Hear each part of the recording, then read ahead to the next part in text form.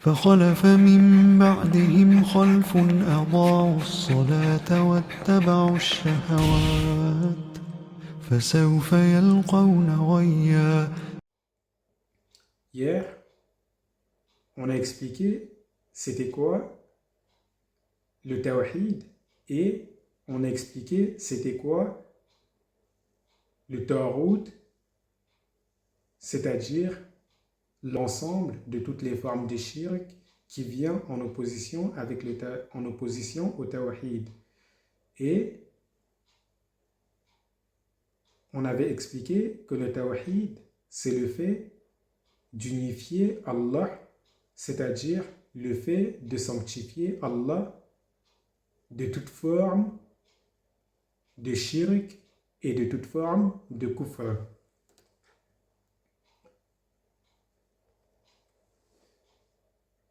Et dans les détails du Tawhid, on avait cité comme verset pour prouver cela, le verset dans lequel Allah dit وَلَقَدْ بَعَثْنَا فِي كُلِّ أُمَّةٍ رَسُولًا أَنِ اعْبُدُوا اللَّهَ وَاجْتَنِبُوا الطَّاغُوتَ. C'est-à-dire, nous avons envoyé dans toutes les communautés un messager leur disant adorez Allah seul sans associé et éloignez-vous du Tawhid. Adorez Allah et éloignez-vous du Tawhid. Donc, c'est le message premier de la prophétie, c'est le Tawhid, le fait d'appeler les gens à adorer Allah seul. Et quand on appelle les gens vers une voie, on doit leur dire de s'éloigner de toutes les voies qui contredisent cette voie à laquelle on les appelle. Quand on appelle quelqu'un vers le bien, on dit obligatoirement à la personne de s'éloigner du mal. Et ainsi, ces messagers qui étaient envoyés pour appeler les gens à adorer Allah, ils leur disaient aussi de s'éloigner du Tawhid, car on ne peut adorer Allah tout en faisant du shirk. On ne peut adorer Allah tout en faisant du shirk, c'est contradictoire. C'est comme quelqu'un qui est à la fois gentil avec vous et qui est aussi méchant avec vous, qui est à la fois gentil et méchant avec vous. Et Faddan, normalement tu vas sur mon compte, la dernière vidéo que j'ai postée hier, j'ai expliqué tout ça dedans. Et ainsi, on ne peut mettre en pratique le tawhid que en s'éloignant des tawhid. On ne peut mettre en pratique le tawhid que en s'éloignant du shirk. Et wa alaykoum salam Kashman. Et on avait expliqué que les 5 fondements du tawhid, ils sont shaitan, premièrement. Deuxièmement, toute personne qui appelle à être adorée. Troisièmement, toute personne qui est adorée en dehors d'Allah et qui en est satisfait.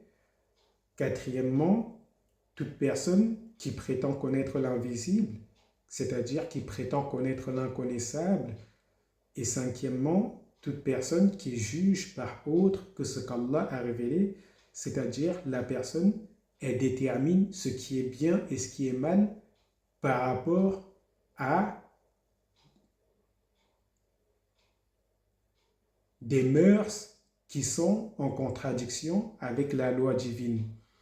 Et ça, ce sont les fondements du Tawhid, les fondements du shirk et toutes les formes de shirk que vous connaissez, ils découlent tous de ces 5 fondements. Car c'est la ruse de Shaitan. Premièrement, sa ruse, c'est de te pousser à l'adorer directement. S'il ne peut pas, il va mettre sur ton chemin quelqu'un qui va te pousser à l'adorer, et toi, en adorant cette personne, tu adoreras le diable indirectement.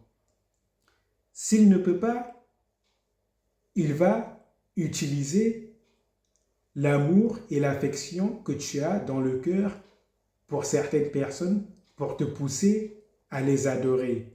Et il va mettre devant toi des gens qui sont aimés, qui sont adulés, mais qui sont imbus de leur personne, tellement imbus que ces gens-là, ça ne les gêne pas d'être adorés, et il va les utiliser pour te, il va les utiliser pour te faire l'adorer indirectement par l'intermédiaire de ces personnes. Et on avait donné l'exemple de certaines stars aujourd'hui qui sont adorées, mais qui ne disent rien. Et j'avais cité l'exemple de Beyoncé. Beyoncé, elle a une église, il y a une église où les gens vont pour l'adorer. Et Beyoncé, ça ne lui fait rien du tout, elle est contente de cela. Il y a une église où les gens vont dans cette église pour adorer Beyoncé, et Beyoncé, elle est contente de cette situation.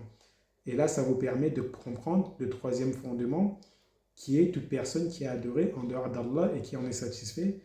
Et il y a beaucoup de musiciens qui sont dans cette situation, qui sont adorés en dehors d'Allah et qui sont satisfaits de cela parce que leur objectif, c'est d'être des idoles aux yeux des gens.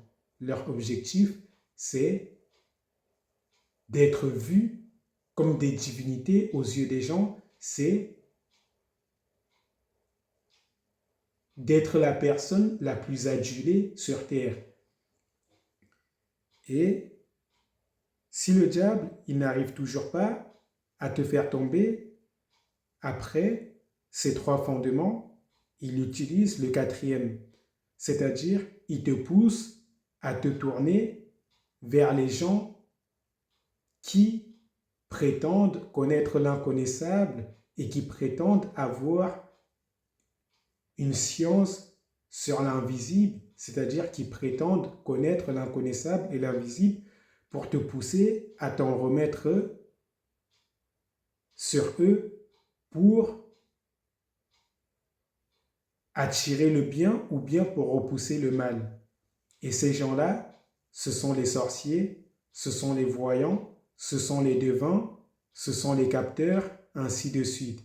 Ces gens-là qui vont essayer de te faire croire qu'ils peuvent avoir des informations sur l'inconnaissable à ton sujet et qui peuvent te donner ces informations et qu'ils peuvent par cela indirectement influencer ta vie en bien.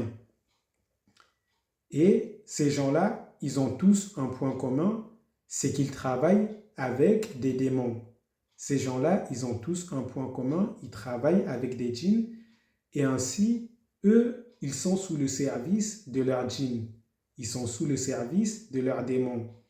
Et eux, ils adorent leurs démons et toi, en allant placer ta confiance en eux, tu ne fais que adorer indirectement les démons avec qui ils travaillent et en adorant les démons avec qui ils travaillent, tu ne fais qu'adorer le diable indirectement. Car quand tu vas chez le sorcier, ou bien quand tu vas chez le devin, ou bien quand tu vas chez le voyant, il te demandera toujours de faire quelque chose. Il ne t'offrira pas ce pourquoi tu es venu gratuitement. Il te demandera toujours de faire quelque chose. Il te demandera de sacrifier un animal, mais il ne t'expliquera pas pourquoi.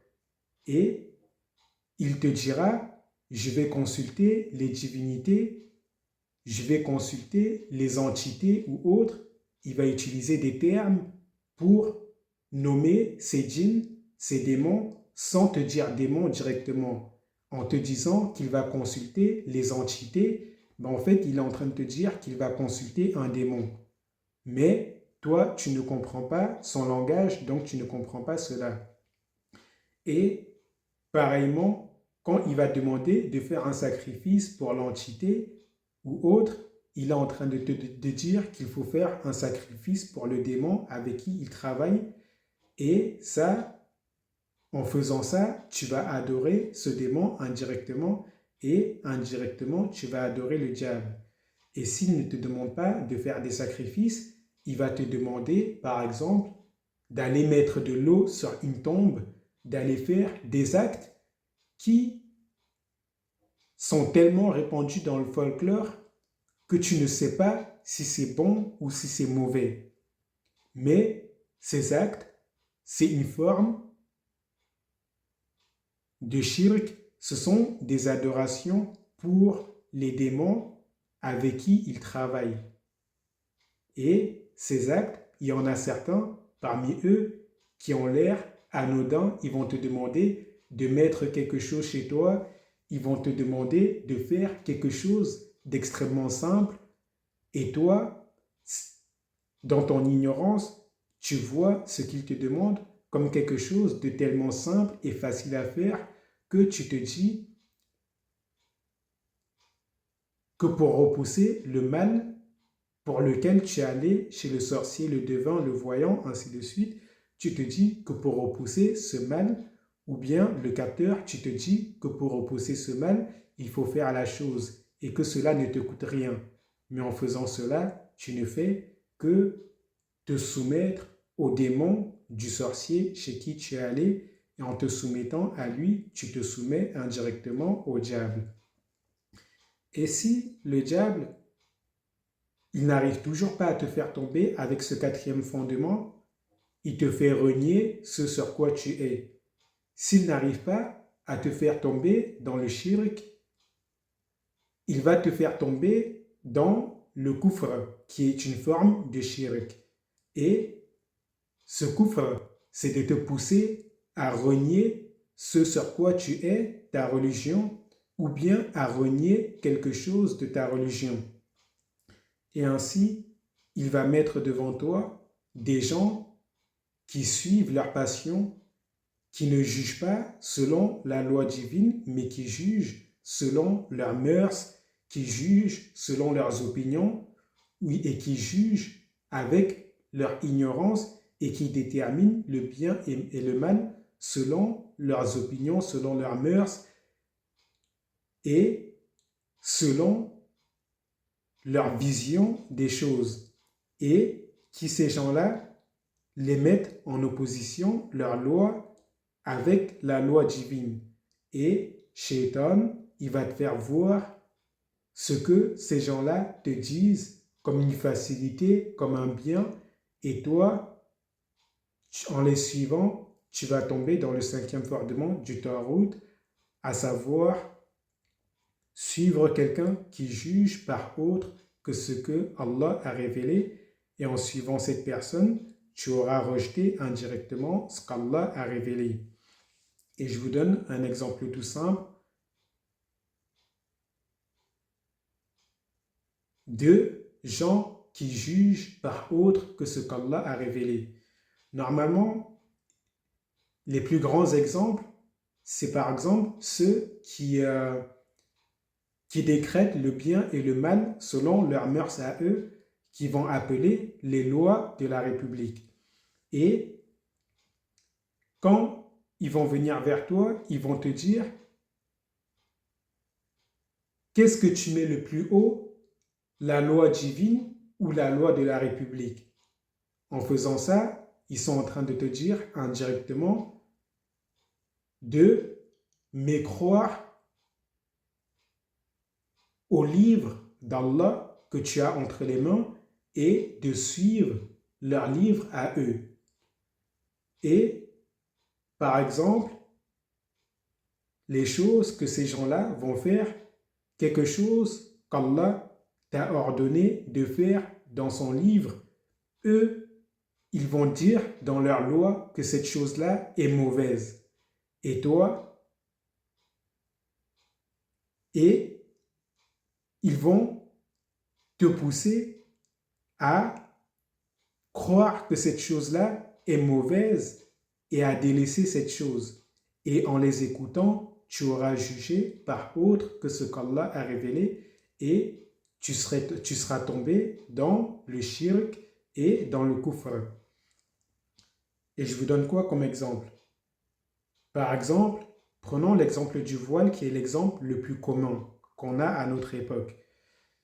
Ils vont dire que le fait de porter le voile, c'est une mauvaise chose, que le fait de porter le voile, c'est la soumission à son mari, ils vont dire que ça, ce sont des choses qui sont dépassées. Il faut évoluer. Vous voyez ce genre de paroles qu'ils vont vous dire. Ils vont dire, il faut évoluer. Ils vont dire que c'est dépassé. Ils vont dire, on n'est plus au Moyen Âge. Et ils vont donner tout ça, ils vont vous dire toutes ces choses-là pour voir le fait de porter le voile comme une mauvaise chose, comme un mal. Et si vous les écoutez et si vous pensez qu'ils ont raison, bah dans ce cas, vous serez tombé dans le shirk, vous serez tombé dans le kufr. Car, comme on a dit, Shaitan, le diable, s'il n'arrive pas à te pousser à l'adorer, il va te pousser à renier ce sur quoi tu es. S'il n'arrive pas à te pousser à l'adorer lui, il va te pousser à renier Dieu. Et bref, ça, c'est ce qu'on avait expliqué hier concernant le Tawhid qui est en opposition directe avec le Tawhid. Le Tawhid qui sont les voies qui mènent vers le shirk et qui viennent détruire votre Tawhid, qui viennent détruire votre foi en Allah et qui viennent détruire la pureté de votre foi en Allah.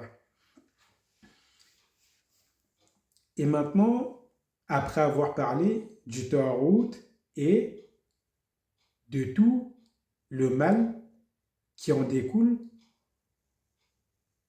on va parler des mérites du Tawhid. On va parler des mérites du Tawhid pour que vous voyez à quel point le Tawhid est un bien pour vous. Après avoir exposé à quel point le Tawhid c'est un mal pour vous, on va maintenant exposer à quel point le Tawhid est un bien pour vous. Et avant de commencer, Inna alhamdalillah, nahmaduhu wa nasta'inuhu wa nastaghfiruh, wa na'udhu billahi min shururi anfusina, wa min sayyiati a'malina, man yahdihillahu fala mudilla lah, wa man yudlil fala hadiya lah, wa ashhadu an la ilaha illallah, wa ashhadu anna muhammadan abduhu wa rasuluhu, amma ba'd. Allah nous a parlé du shirk dans la sourate Luqman. Et Allah nous dit dans cette sourate وَإِذْ قَالَ لُقْمَانُ لِابْنِهِ يَا بُنَيَّ لَا تُشْرِكْ بِاللَّهِ إِنَّ الشِّرْكَ لَظُلْمٌ عَظِيمٌ. Ce qui veut dire, et lorsque Luqman dit à son fils, ô mon fils, وَإِذْ قَالَ لُقْمَانُ لِابْنِهِ وَهُوَ يَعِظُهُ يَا بُنَيَّ لَا تُشْرِكْ بِاللَّهِ إِنَّ الشِّرْكَ لَظُلْمٌ عَظِيمٌ. Ce qui veut dire, et lorsque Luqman dit à son fils, tandis qu'il était en train de l'exhorter, c'est-à-dire de lui donner des conseils de vie, il lui dit, ô mon fils, n'associe jamais à Allah. Ô mon fils, n'associe jamais à Allah. Ô mon fils, ne fais jamais de shirk. Le shirk est une injustice énorme. Inna shirka la dhulmun azim. Le shirk est une injustice énorme. Donc ici, dans ce verset, Allah nous a dit que le shirk est une injustice énorme, car le droit le plus important de la création est le droit du Créateur. Et le devoir du créature, le plus important, c'est le devoir qu'il a envers son créateur. Et maintenant, Allah nous a parlé dans un autre verset du mérite des gens qui s'éloignent du shirk en disant Alladhina amanu wa lam yalbisu imanahum bidhulmin ulaika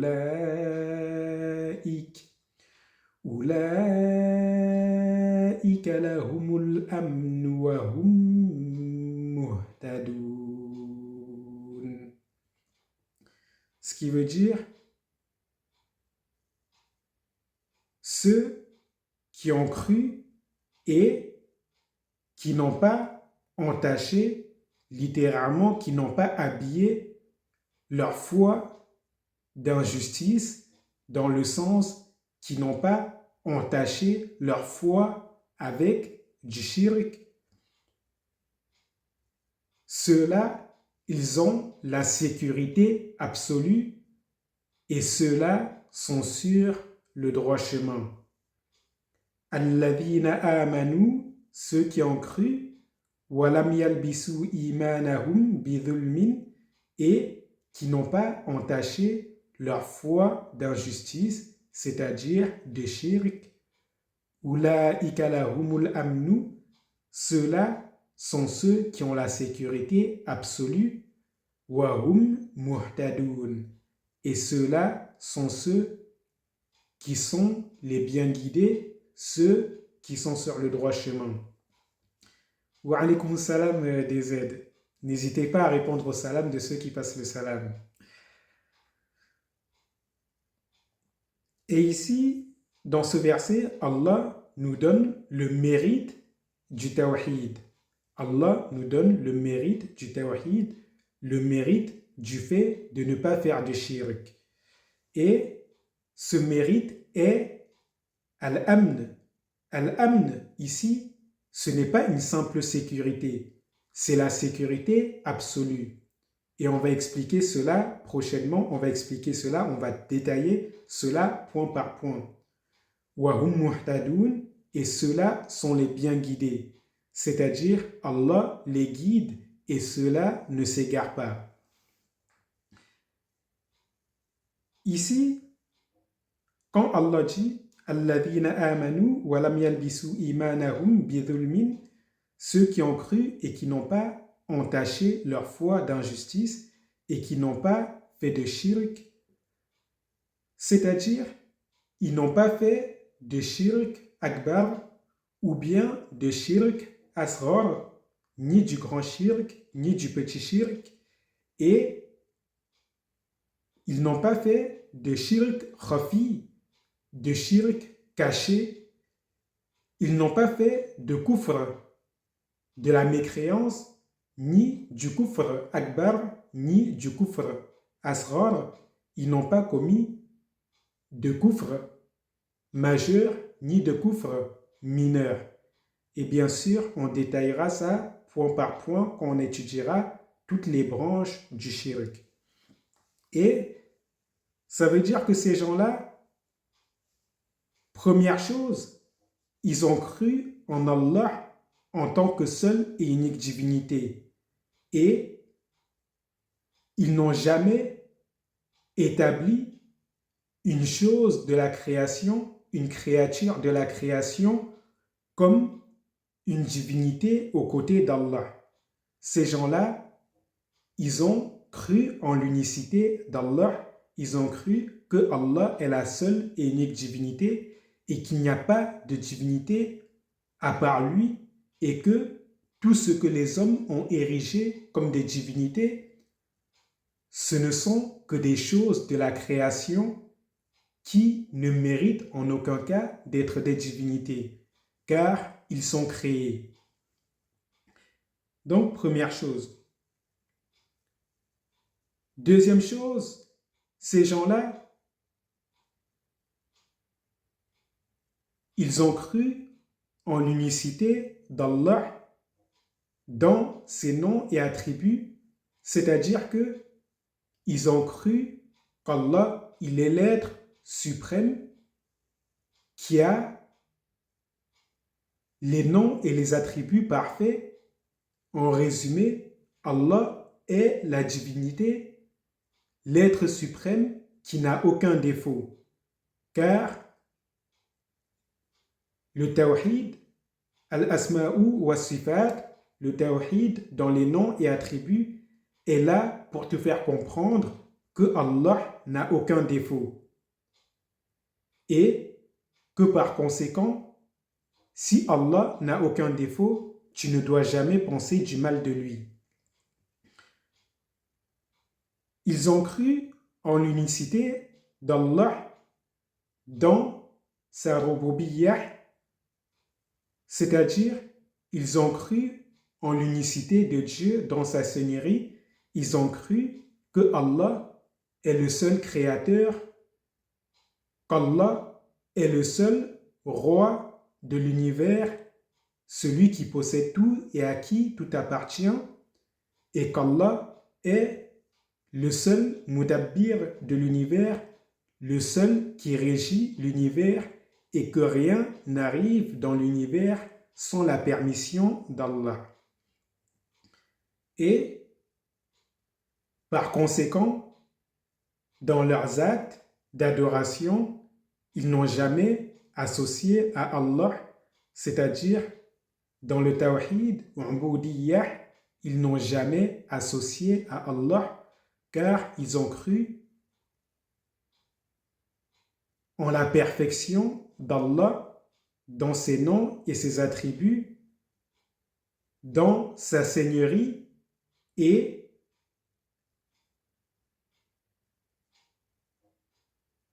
ils l'ont loué et adoré parfaitement comme une divinité parfaite, sans aucun défaut, unique, doit être adorée. Et ces gens-là, dont Allah parle ici, alladhina amanu wa lam yalbisu imanahum bidhulmin, ce sont des gens dans leurs adorations d'Allah, la seule et unique divinité qui n'a aucun défaut et le seul Seigneur de l'univers. Dans leur adoration d'Allah, ils ont placé leur confiance pleinement à Allah. C'est-à-dire, ils ont placé pleinement leur confiance en Allah pour attirer le bien ou bien pour repousser le mal. Ils ont placé pleinement leur confiance en Allah pour attirer le bien ou bien pour repousser le mal. Et comment ils ont placé pleinement leur confiance en Allah pour attirer le bien et pour repousser le mal? Ils invoquaient Allah en tout temps et en tout lieu. Quand ils se levaient le matin, ils louaient Allah. Quand ils se levaient le matin, ils faisaient les adhkar du matin pour louer Allah, comme ce que le prophète nous a enseigné lorsqu'on se réveille en disant Alhamdulillahi alladhi ahyana ba'dama amatana wa ilayhi nushur. C'est-à-dire, la louange est à celui qui nous a fait revivre après nous avoir fait mourir, car le sommeil, on nomme le sommeil la petite mort, et c'est vers lui que nous retournerons. C'est vers lui que se fera le retour, c'est-à-dire c'est vers Allah que se fera le retour. Donc, ces gens-là, quand ils se levaient, ils louaient Allah. Quand ils sortaient de chez eux, ils invoquaient Allah pour lui demander de les protéger. Comme l'invocation, quand on sort de chez soi, on dit Bismillah tawakkaltu ala Allah wa la hawla wa la quwwata illa billah. C'est-à-dire, au nom d'Allah, je sors de chez moi, je place toute ma confiance en Allah. Il n'y a de force et de puissance que par Allah. C'est-à-dire, nul ne peut me nuire sans qu'Allah ne lui ait donné la permission et nul ne peut m'apporter un bien sans que cela soit la volonté d'Allah. Et Ces personnes-là, quand ils voulaient faire quelque chose de bien, leur intention était pleinement tournée vers Allah et ils disaient Bismillah avant chaque bien, comme le prophète le faisait. Il disait Bismillah constamment avant chaque chose de bien qu'il voulait faire. Il disait Bismillah. Et de la même manière que quand ces gens-là, ils allaient vers un endroit où il pouvait y avoir une tentation, ils cherchaient refuge auprès d'Allah, comme par exemple lorsqu'on va aux toilettes, on dit Bismillah, Allahumma inni a'udhu bika min al-khubathi wal khaba'ith. C'est-à-dire, on met notre intention vers Allah et on lui demande de nous protéger contre les impuretés mâles et femelles, c'est-à-dire les impuretés. Je pense que vous avez compris, je n'ai pas besoin d'expliquer. Les impuretés mâles et femelles, c'est-à-dire toute chose qui a été créée avec son contraire. S'il y a des impuretés, alors il y a des impuretés mâles, il y a des impuretés femelles. Pas mâle-femelle dans le sens vivant, mais dans le sens positif, négatif. Charge positive, charge négative. Et bref. Et ainsi, ces gens-là, pour résumer, ils plaçaient leur confiance en Allah en tout temps et en tout lieu pour avoir le bien ou bien pour repousser le mal. Et je pourrais vous donner plein d'invocations comme ça qui sont dites en tout temps et en tout lieu. L'invocation lorsqu'on voit la nouvelle lune, l'invocation avant de dormir, l'invocation avant de faire ceci, l'invocation avant de faire cela, l'invocation après avoir fini de faire ceci, l'invocation après avoir fini de faire cela. Et vous avez tout cela dans les ahadiths, vous avez tout cela dans les adhkars, qui sont les invocations quotidiennes du musulman, du croyant, qu'il fait en tout temps et en tout lieu. Et ainsi, ces gens-là, ils avaient leur confiance tournée pleinement vers Allah, au point où le diable n'avait aucune brèche pour les atteindre. Ces gens-là, ils avaient leur confiance tellement tournée vers Allah que le diable n'avait aucune brèche pour les atteindre. Car le diable, il t'atteint lorsque ta confiance en Allah baisse.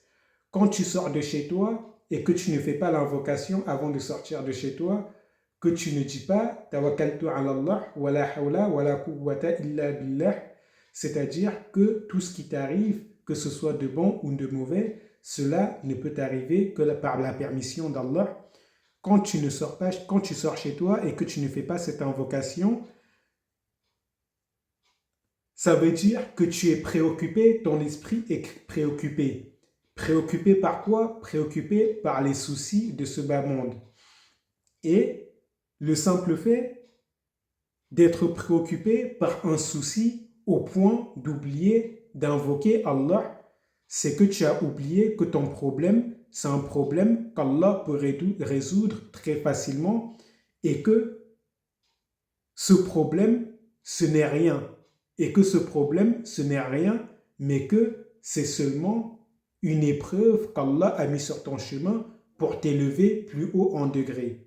À partir du moment où tu es préoccupé par ton souci au point d'oublier d'invoquer Allah et de placer ta confiance en lui pour te faire surmonter cette épreuve ou pour te faire traverser ce bout de chemin que tu dois faire, c'est que tu as oublié que cela n'est rien pour Allah et que Allah peut te faire triompher de cela très facilement et que c'est seulement une épreuve pour tester ta foi et pour t'élever dans ce bas monde.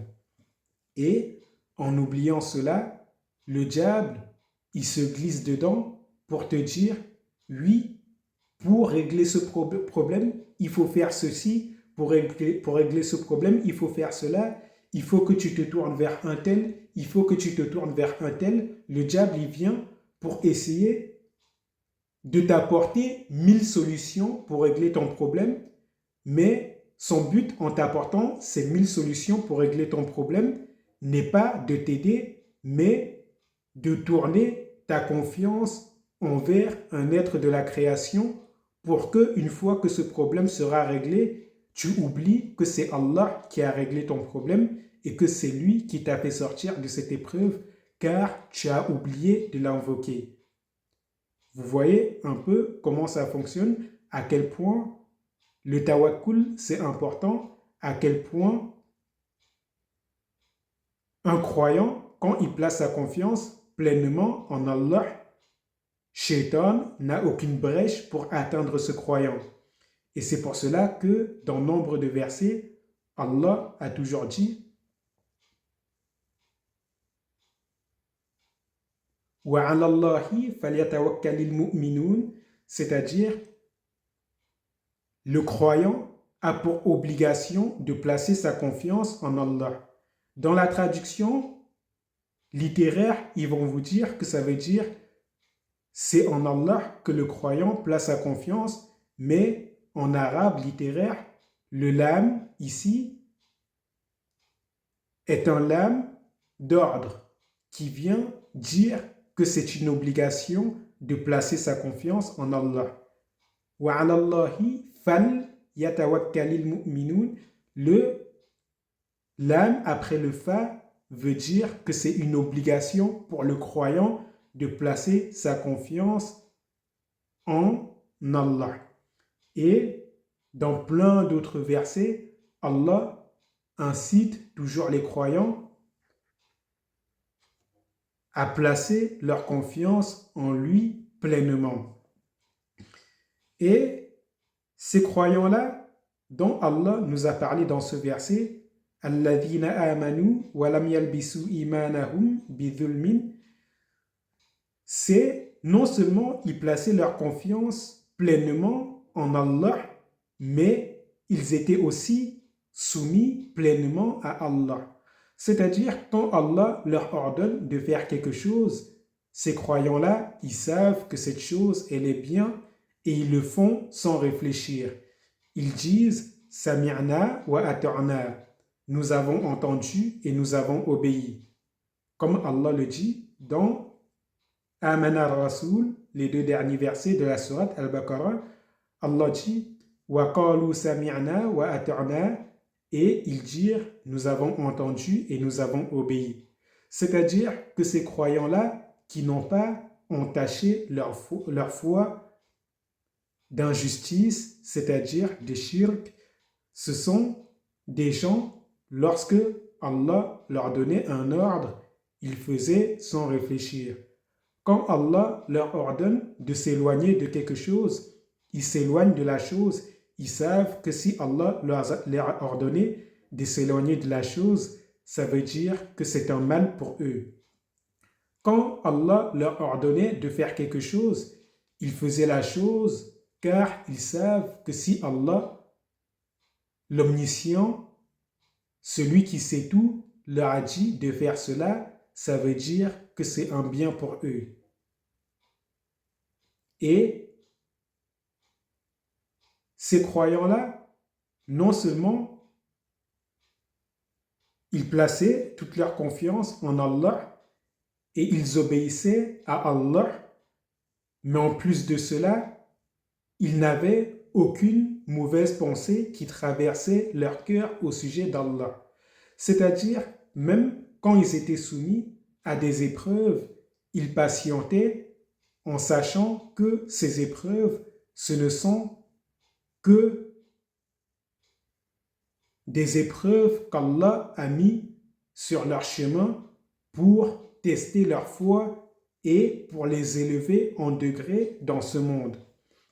Et ainsi, vous avez toutes les histoires des prophètes qui ont été éprouvés et malgré toutes les épreuves qu'ils ont subies, ils ont toujours pensé du bien d'Allah, ils ont toujours patienté et pensé du bien d'Allah.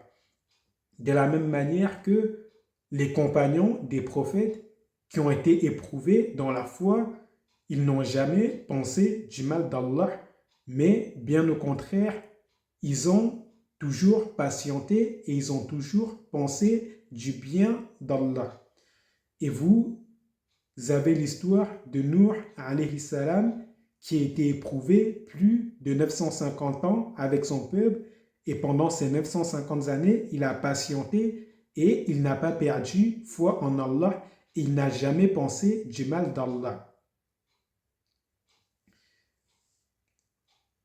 Et pareillement, ces croyants-là, lorsqu'ils commettent un péché, car l'homme a été créé pécheur, et le meilleur d'entre eux est celui qui se repent, quand ils commettent un péché, ils s'empressent de demander pardon à Allah et ils ne désespèrent pas de la miséricorde d'Allah, car ils savent qu'Allah, il est bon, qu'il est Ar-Rahman, c'est-à-dire le tout miséricordieux, qu'il est Al-Ghafour, le pardonneur, et qu'il est Al-Ghaffar, le grand pardonneur, celui non seulement il t'efface tes péchés, mais il te guide vers la droiture et il t'augmente en miséricorde. Et ainsi, ces croyants-là, dans leur foi, ils avaient une foi parfaite.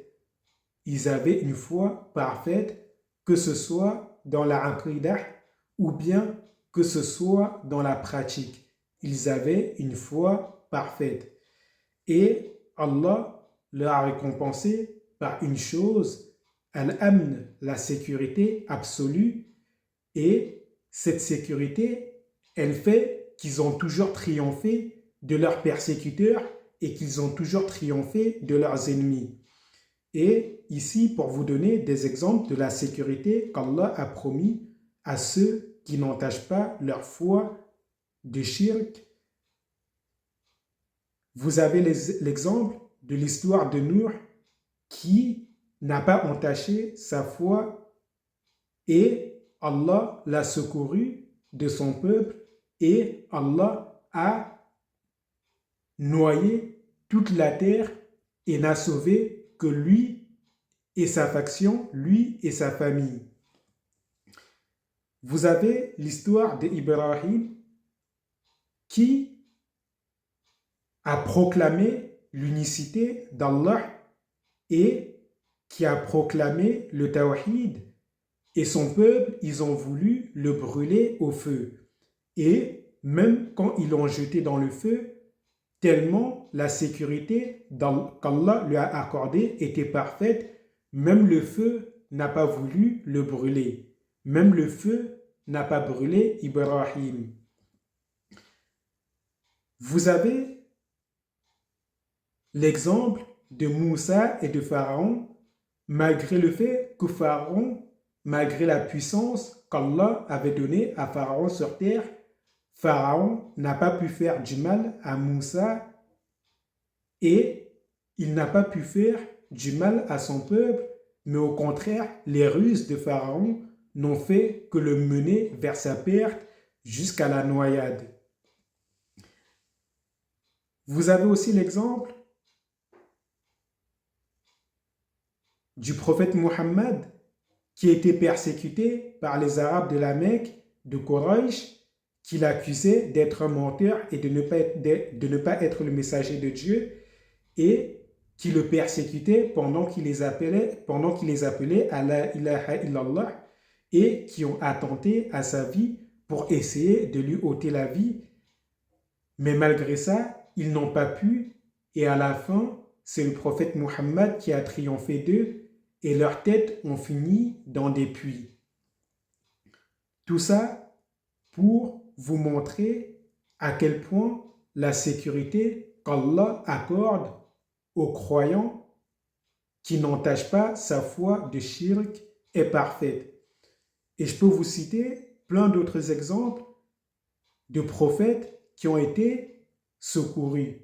À l'exemple du prophète Irmiyahu, à l'exemple du prophète Isaïe, dont Isaïe qui a prophétisé sur les Bani Israël,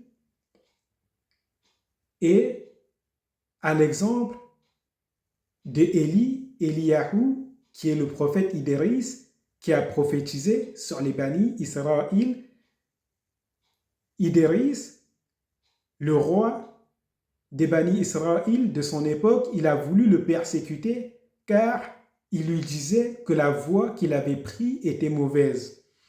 Et la femme du roi des Bani Israël de son époque, qui était Jézabel, elle a poussé le roi à assassiner tous les prophètes qui prophétisaient contre ces fausses divinités. Et Allah a secouru Idris, et pendant que Idris, il était parti se réfugier au Sinaï, Sinan qui est Touri Sinin ou Touri Sinin dont Allah nous parle dans le Coran.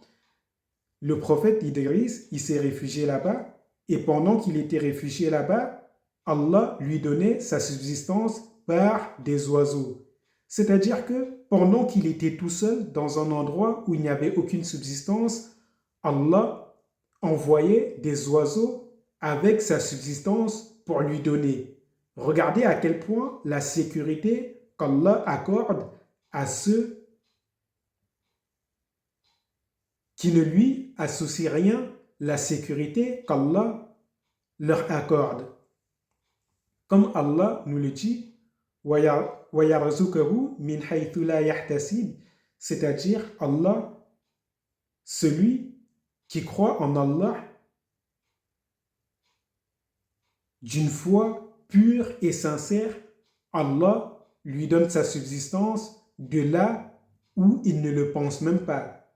C'est-à-dire ta subsistance, Allah te le donne, te le fait parvenir par des voies que tu n'aurais même pas imaginées.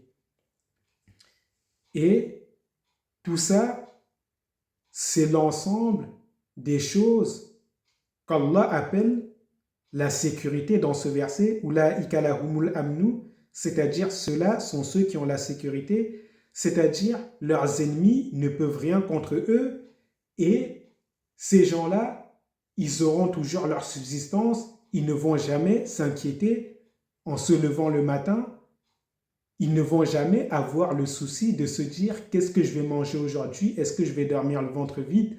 Allah leur fera toujours parvenir leur subsistance par des voies qu'ils n'imaginent même pas, comme le prophète Mohammed l'a dit à ses compagnons, law annakum tatawakkaluna ala Allahi haqqa tawakkulih la razaqakum kama yarzuqu tayr tardu himasan wa taruhu bitana. C'est-à-dire, si vous placiez votre confiance en Allah pleinement comme il se doit, Allah vous donnera votre subsistance, Allah vous donnerait votre subsistance comme il la donne aux oiseaux. L'oiseau, il se réveille le matin, le ventre vide, et il rentre le soir, le ventre plein. L'oiseau, quand il se réveille, il ne se dit pas « je vais aller travailler pour gagner ma subsistance, il faut que je fasse ceci, il faut que je fasse cela ». Il n'a pas le souci de savoir comment il va faire pour obtenir sa subsistance, mais Allah lui apporte sa subsistance durant la journée. Et l'oiseau, il se couche toujours le soir, le ventre plein.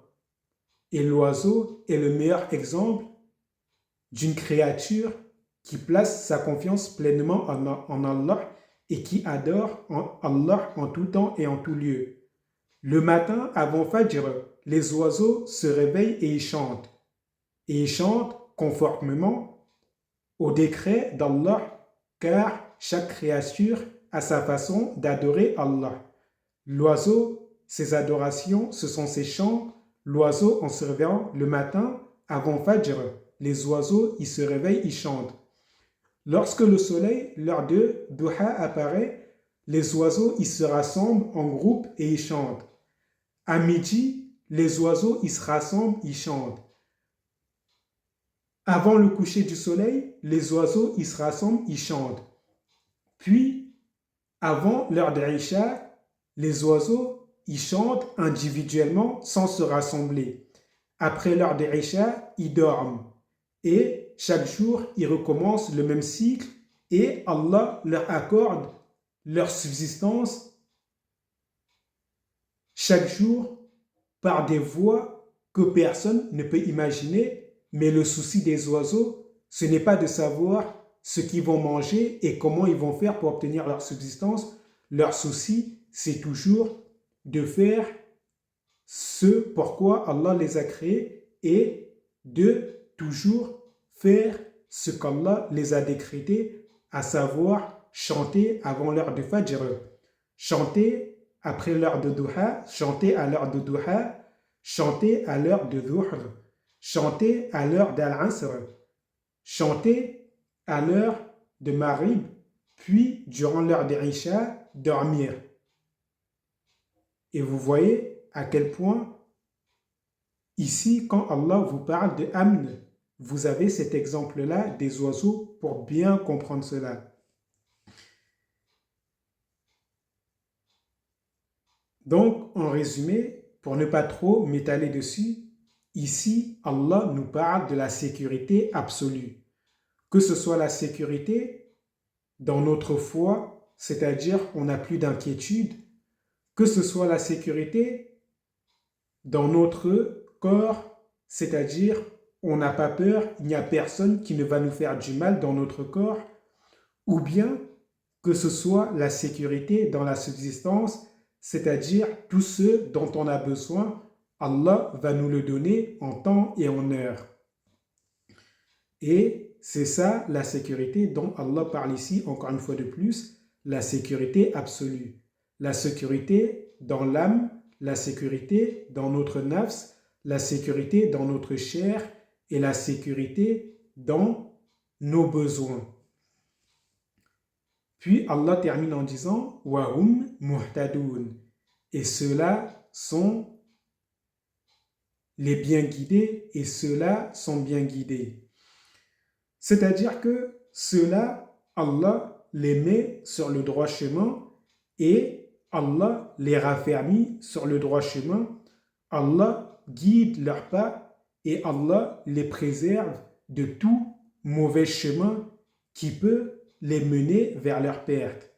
C'est-à-dire que ces gens-là, Allah les guide en tout temps et en tout lieu et Allah envoie ses anges pour éloigner de tous les mauvais chemins et toutes les tentations qui peuvent leur faire perdre leur foi. Allah leur envoie des anges pour les préserver de toutes les mauvaises voies.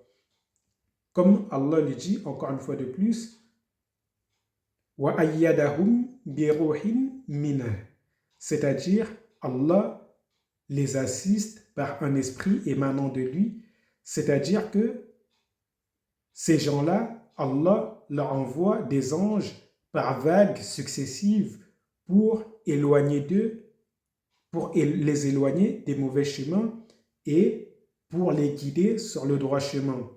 Et cela peut être fait par des rêves prémonitoires ou par autres. Et je vous donne un exemple simple. Le prophète sallallahu alayhi wa sallam, qu'est-ce qu'il a dit?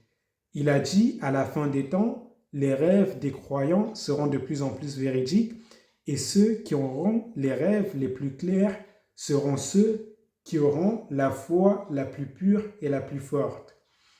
Donc, ici, le prophète nous enseigne que les rêves véridiques et prémonitoires découlent de la foi et que la perfection de ces rêves, la précision de ces rêves découle de la pureté de la foi. Et exemple, s'il y a quelqu'un qui veut vous faire du mal, avant même que cette personne ne se présente à vous, Allah va vous faire un rêve prémonitoire pour vous prévenir qu'il y a quelqu'un de mal intentionné qui va venir pour essayer de vous égarer et que vous ne devez pas écouter cette personne. Et de la même manière que si vous êtes dans une épreuve et que vous êtes chagriné, Allah va vous faire un rêve prémonitoire pour vous montrer le bien un bien qui va vous toucher dans un futur proche afin que vous ne soyez pas inquiets.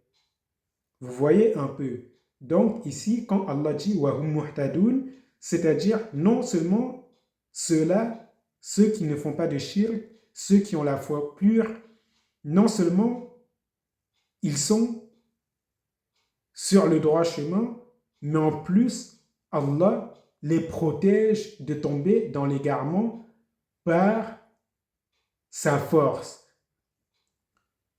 que ce soit en envoyant des anges pour les protéger contre les tentations, ou bien que ce soit en leur faisant faire des rêves prémonitoires pour les rassurer, ou bien pour les prévenir des épreuves qui vont les toucher, afin qu'ils sachent la marche à suivre pendant ces épreuves, ou bien pour les rassurer sur ceci ou sur cela. Et ainsi, ces gens-là, comme Allah l'a dit à leur propos, Allah a écrit la foi dans leur cœur et Allah les assiste en tout temps et en tout lieu. Bref, pour résumer le tout de ce qu'on a dit ici, le fait d'avoir la foi pure, le fait de mettre en pratique le tawhid et de s'éloigner de toutes les formes de shirk et d'avoir la foi la plus pure possible, ça nous permet d'avoir une sécurité absolue dans ce monde en tout point de vue, et c'est une cause par laquelle Allah nous protège de l'égarement. Allah nous protège de l'égarement et il nous donne la sécurité absolue dans ce monde, la sécurité absolue dans notre âme, la sécurité absolue dans notre chair et la sécurité absolue dans tous nos besoins. Et bien sûr, Allah nous donne chaque chose dont nous avons besoin en temps et en heure. Sur ce, je me tourne vers Allah et je dis Subhanakallahumma wa bihamdik ashhadu an la ilaha illa ant astaghfiruka wa atubu ilayk. Et on termine cette partie ici. Et si vous avez des questions, n'hésitez pas, j'y répondrai avec plaisir.